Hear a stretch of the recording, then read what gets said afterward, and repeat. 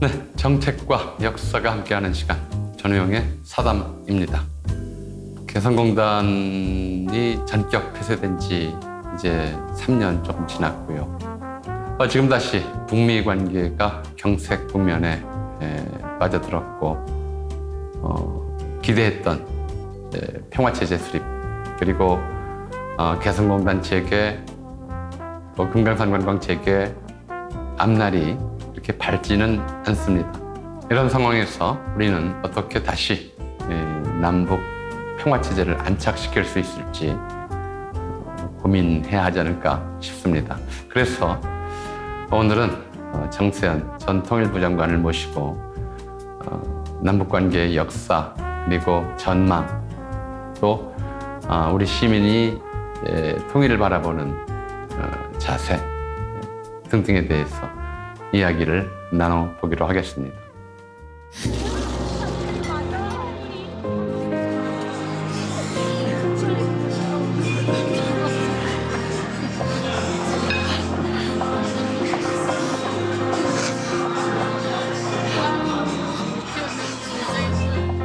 제 혈육이 어디가 갔습니까? 한 피칠인데. 이제 우리는 결코 뒤돌아가지 않을 것입니다. 평화롭게 살려면은 우선 반복의식을 버리는 연습을 해야 됩니다. 퍼주기, 끌려다니기, 그다음에 그 김정은의 대변인, 이걸 퍼주기라고 욕하는 사람들은 안보 상황이 개선돼서 평화가 오는 것이 두려운 사람들이에요. 90년대로 넘어오면서부터는 이미 80년대 북한은 없어요. 북한에. 고약한 북한은 없어요, 지금. 비핵화의 진정성을 못 믿겠다는 거거든요. 미국 믿느냐 하면 미국 믿는데요. 그러면 미국이 믿는 김정은도 한번 믿어보고 결과를 기다려봐야지. 처음부터 안 된다는 얘기 하지 마란 말이야.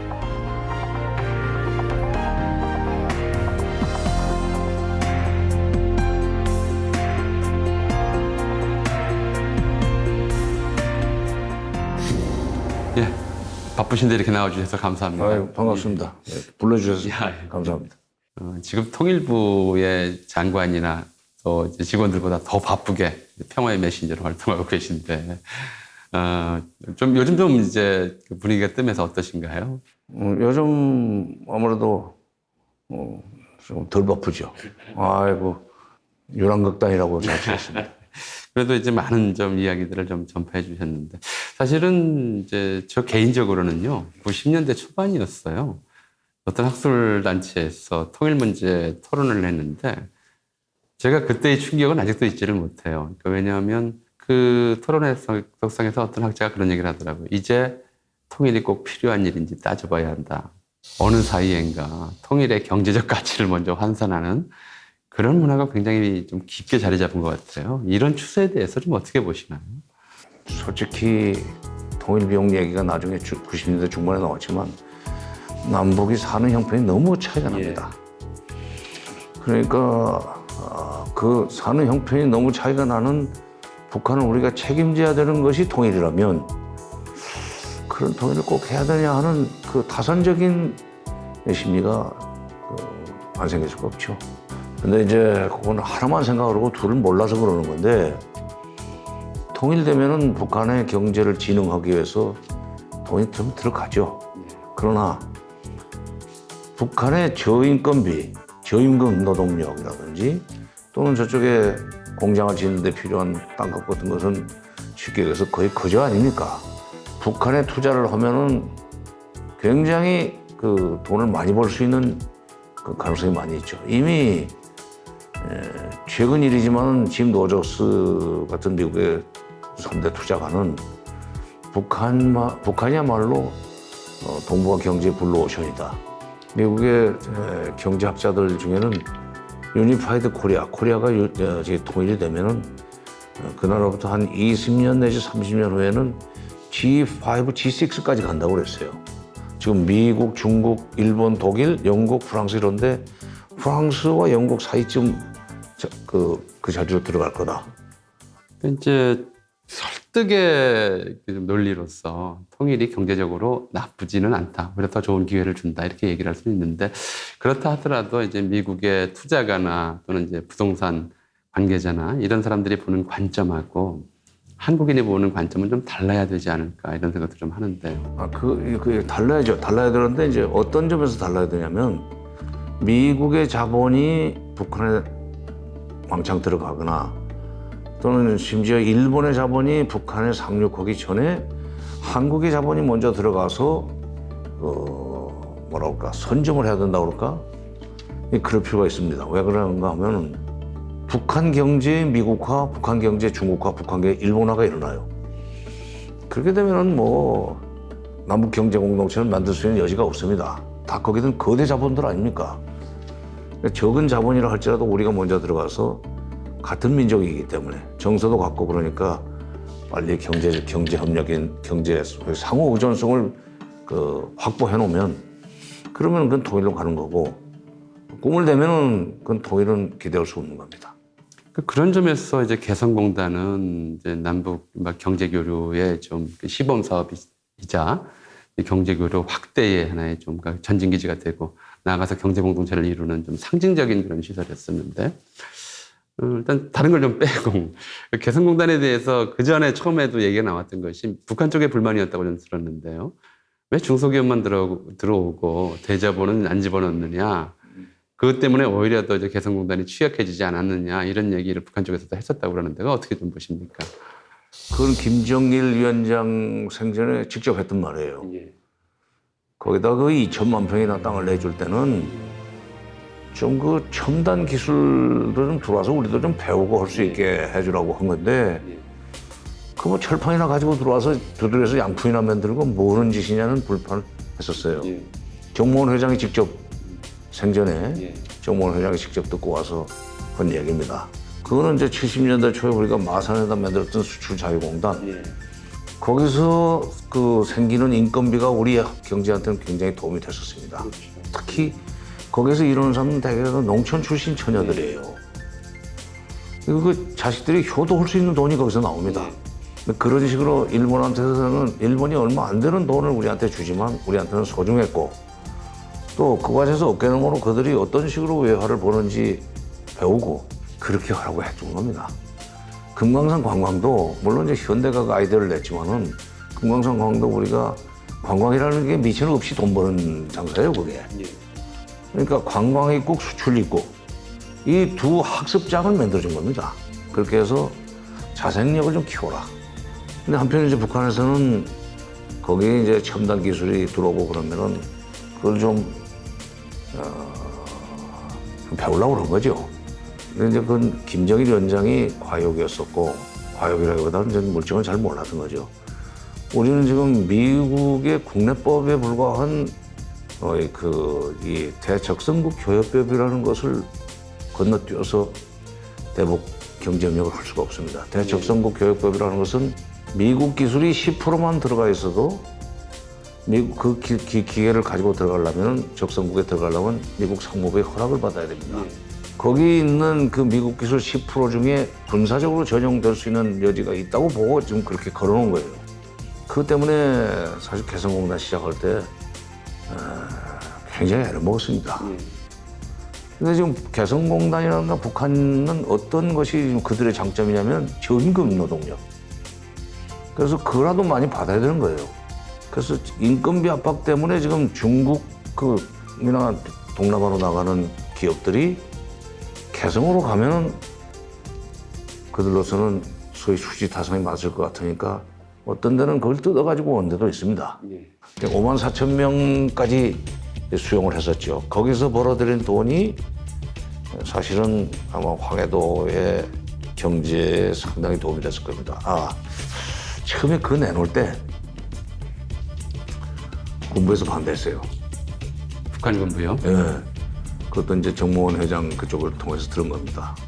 이게 여기가 어디라고 지금 적들에게 이걸 내주십니까? 이렇게 나왔겠죠. 반대했겠죠. 왜냐하면 그 지금 개성공단 자리는 거기에 남쪽에 서울, 용산, 그다음에 뭐 오산 이런 데 남쪽에 주요 군사기지를 겨냥해 놓은 장사정포, 방사포가 수백 문 그 배치되어 있던데요, 거기가. 거기서 그 개성은 원래 저기 384 이남이잖아요. 글쎄, 그런 데를 내준다고 그러니까 아니 이거를 남쪽이 거기서 경제하는 척하면서 들어가지고 무슨 일을 할 줄 알고 내줍니까 하는 식으로 반대를 하니까 김정일 그 위원장이 그랬대요. 그러면 개성은 누가 먹이 사줄 건가? 군부가 먹이 사지라. 이따 그러니까 직설을 모두 알겠습니다.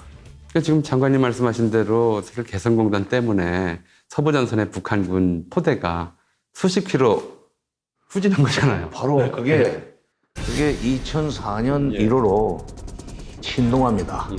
개성공단 개발로 휴전선 사실상 북상. 예. 그러니까 그 개성공단과 금강산 관광지구가 그 북한 병력의 북상을 불러왔다.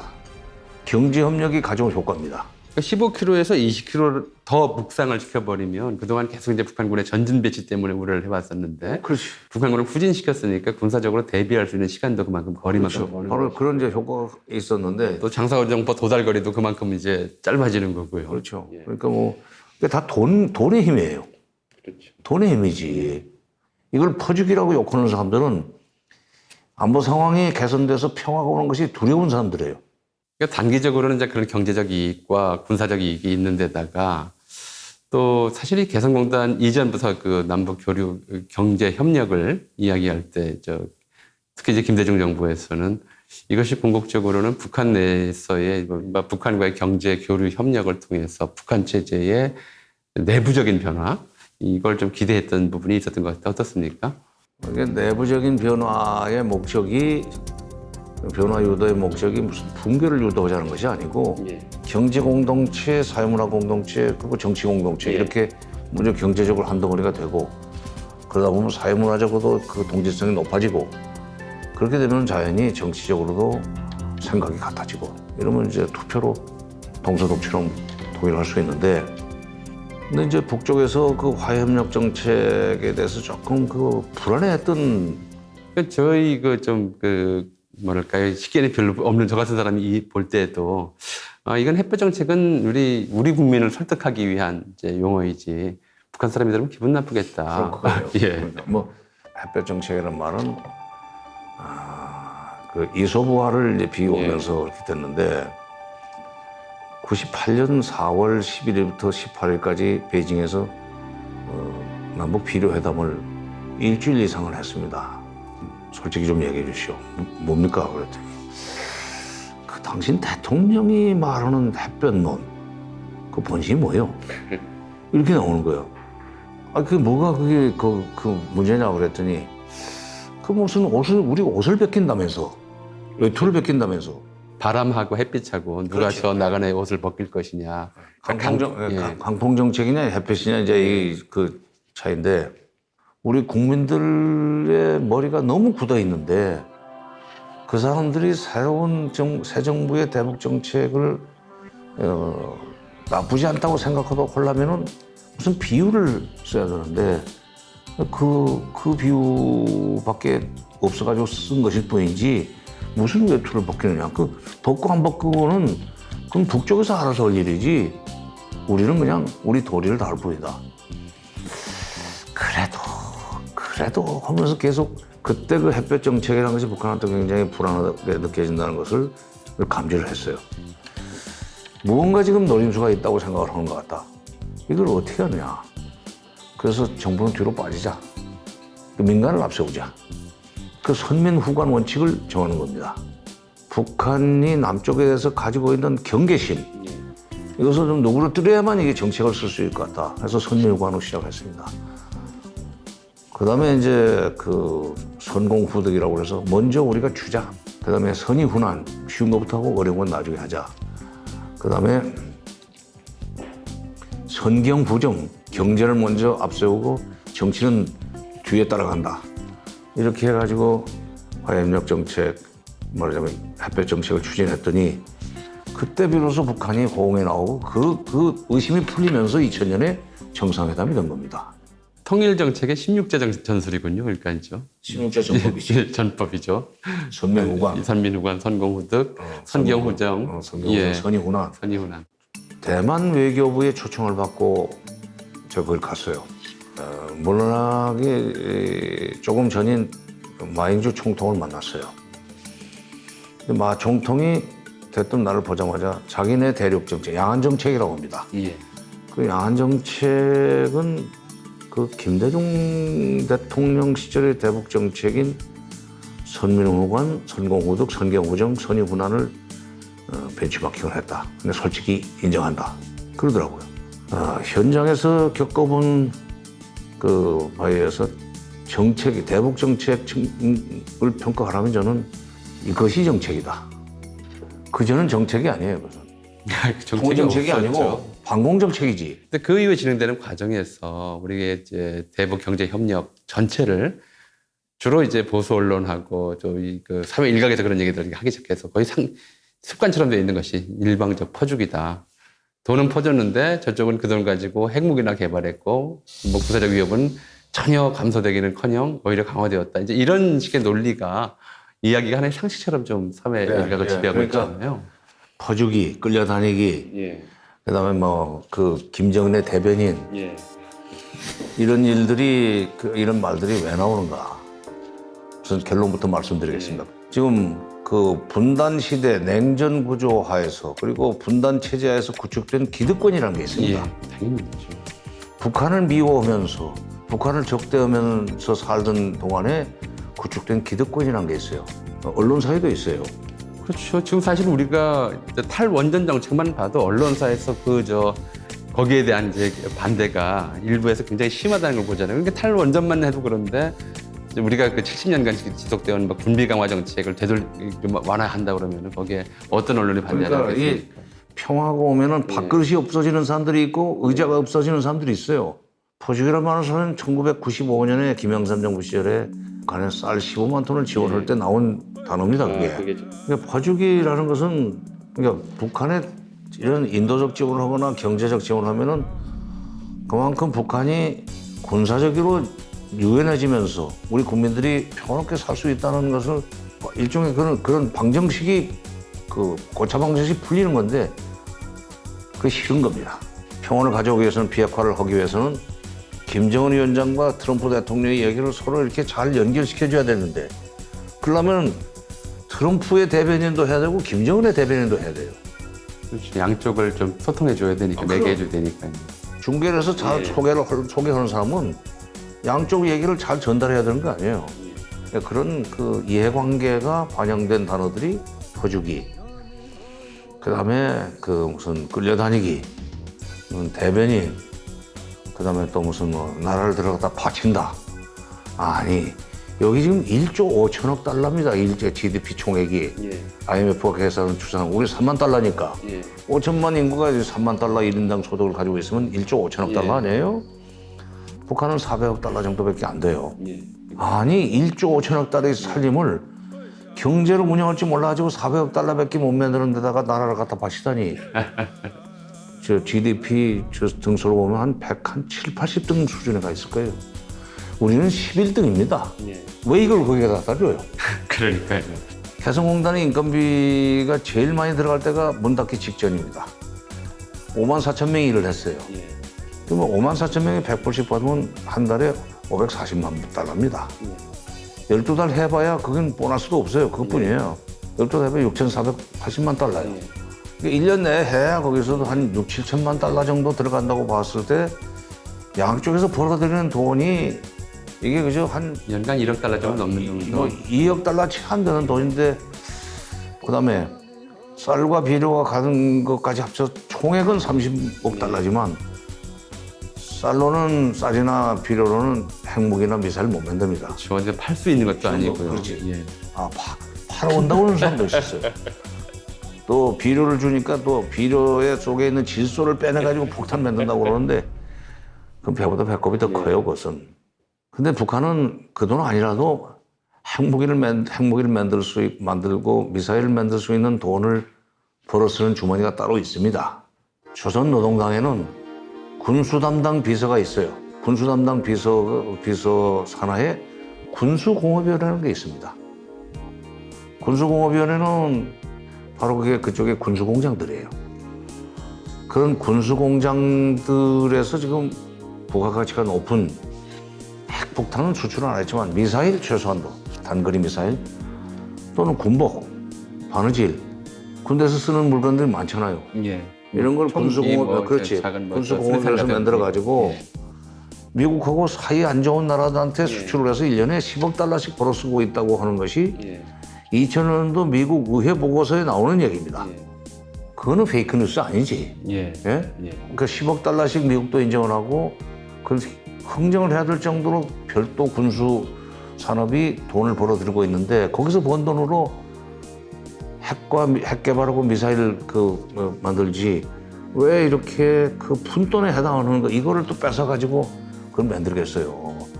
북한 경제 운영 원리를 몰라서 그런 거예요.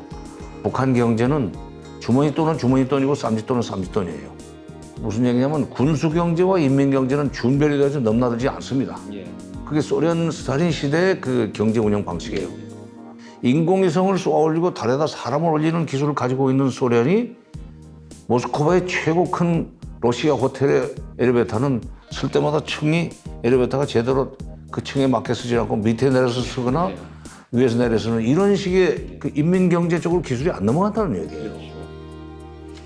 북한이 그렇다고 지금. 그러니까 북한 경제 운영의 원리에 대해서 알면은 모르면 무슨 짓을 못 합니까?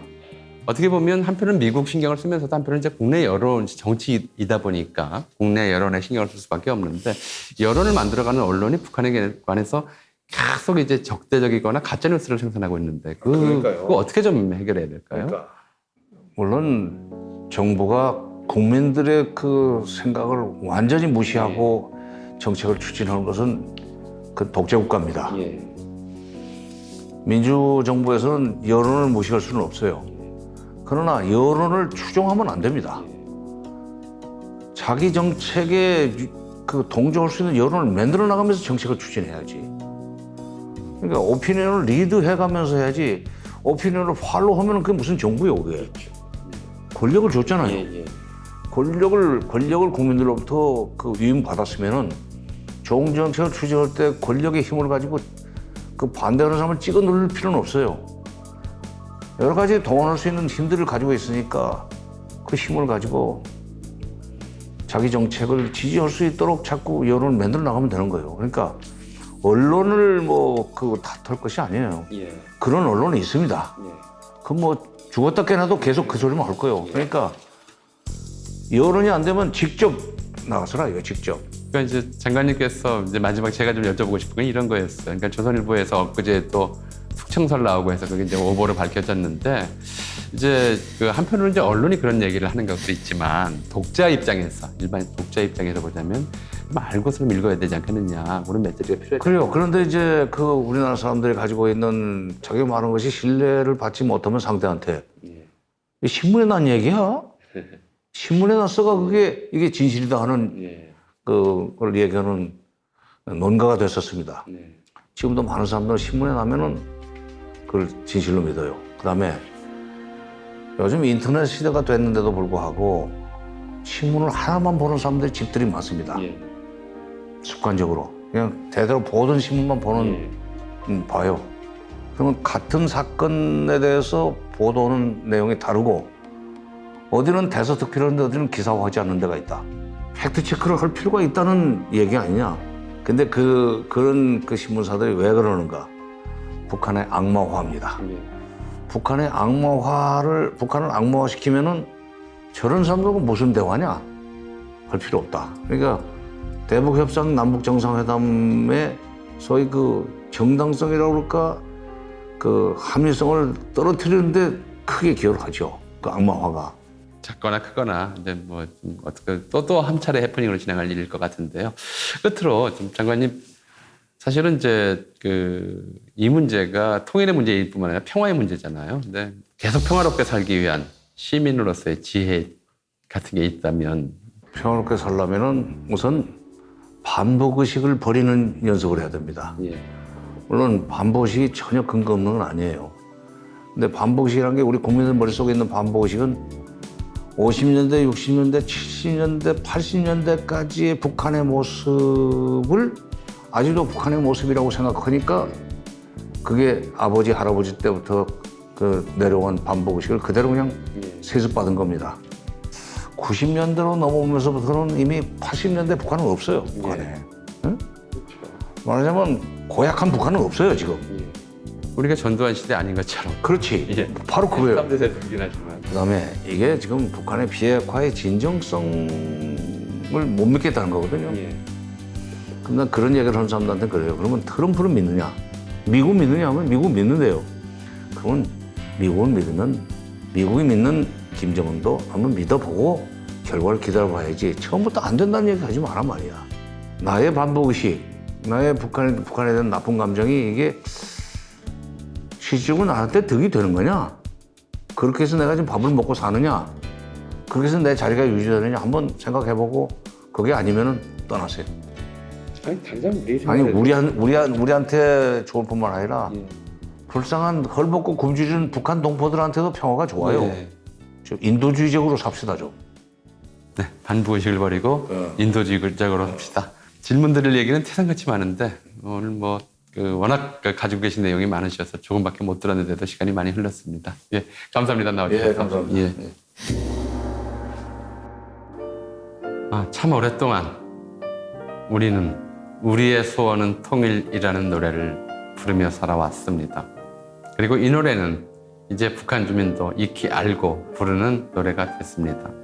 통일조차도 이제 경제적 이해득실로 따지는 문화가 더 뿌리 깊게 자리 잡은 것은 아닌지 되돌아봤으면 좋겠고요. 그런 점에서 오늘 정세현 장관님께서 말씀하신 이제 근거 없이 자리 잡은 극단적인 반복의식, 그리고 또 우리가 북한 주민을 대하는 마음의 기저에 근간에 인도주의가 깔려 있어야 한다는 지적 무겁게 받아들였으면 좋겠습니다. 네, 전우영의 사담 KTV 유튜브로 매주 찾아뵙겠습니다. 구독과 좋아요로 앞으로도 변함없는 관심 부탁드립니다. 감사합니다.